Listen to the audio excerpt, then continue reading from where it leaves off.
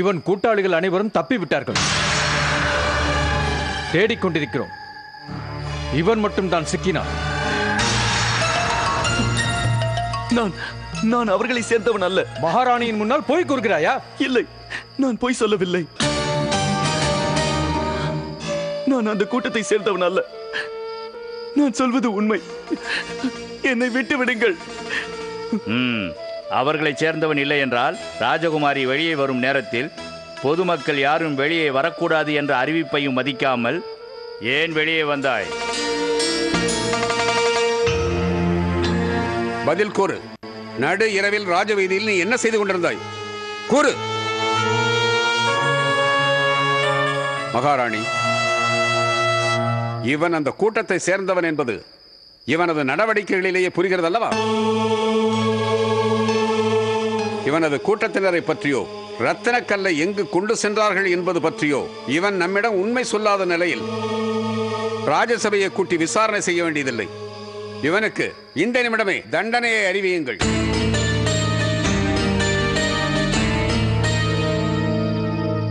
நான் இவனுக்கு அளிக்கும் தண்டனை இவனது கூட்டத்தினருக்கு ஒரு பாடமாக அமைய வேண்டும். இன்று இரவு சிறையில் கிடக்கட்டும் இவன்.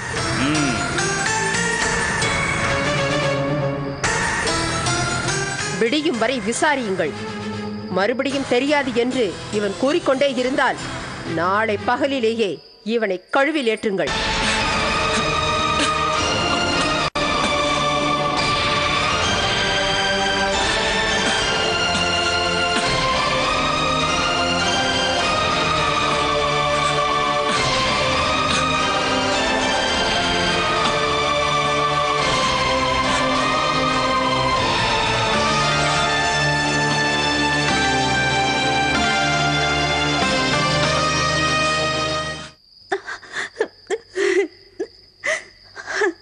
அம்மா, நீங்கள் எங்கு செல்கிறீர்கள்?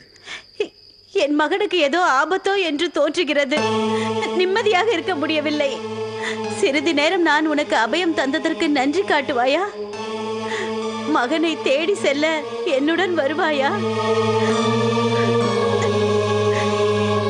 அரண்மனையில் அற்புத ரத்தினத்துடன் ராஜகுமாரி ராஜலட்சுமி கோவிலுக்கு செல்லும் இறுதி நாள் இன்று. கொள்ளையர்கள் நாட்டிற்குள் நுழைந்திருக்கிறார்களா என்று தெரிந்து கொள்ள மாறு வேடங்களில் அலைகிறார்கள். காவலர்களும் ரகசிய உளவாளிகளும்.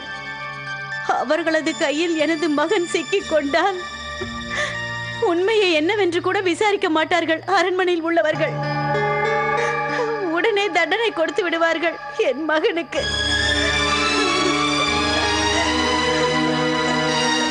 தாங்கள் அமைதியாக இருங்கள். நான் செல்கிறேன்.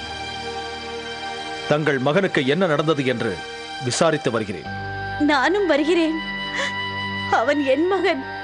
அவனுக்கு என்ன நடந்தது என்று தெரியாமல் நான் எப்படி நிம்மதியாக இருக்க முடியும்? நானும் வருகிறேன். தைரியமாக இருங்கள். நான் தானே செல்கிறேன். தங்களுடைய மகனின் உடம்பில் சிறு கீறல் கூட இல்லாமல் தங்கள் கைகளில் ஒப்படைப்பேன்.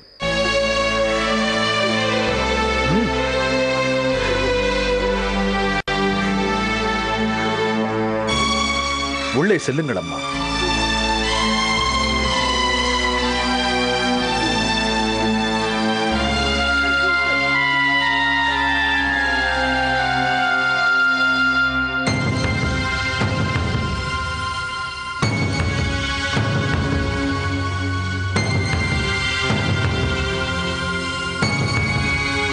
விக்ரமாதித்யன்